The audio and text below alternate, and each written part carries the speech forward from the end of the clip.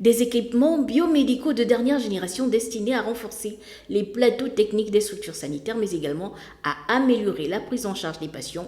Une action du président de la transition qui témoigne de l'engagement du numéro 1 gabonais à œuvrer pour le bien-être des populations et des meilleures conditions de travail des professionnels de la santé.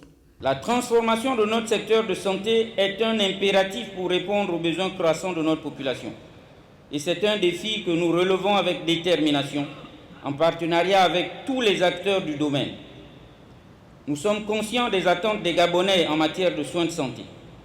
Et cette réception marque une étape importante dans l'amélioration continue de nos infrastructures sanitaires.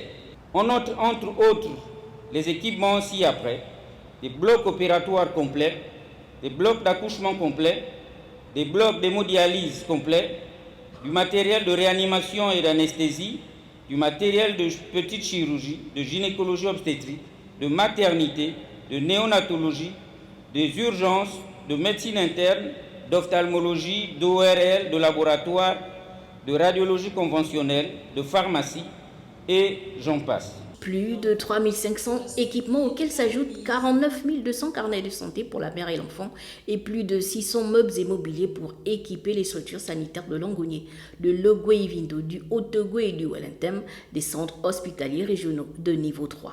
Ce projet est totalement financé par un prêt contracté par l'État gabonais auprès de l'Agence française de développement. Ce prêt nous a permis de réaliser ce projet, mais ce prêt ne s'est pas limité qu'au cas de CHR, il faut le dire.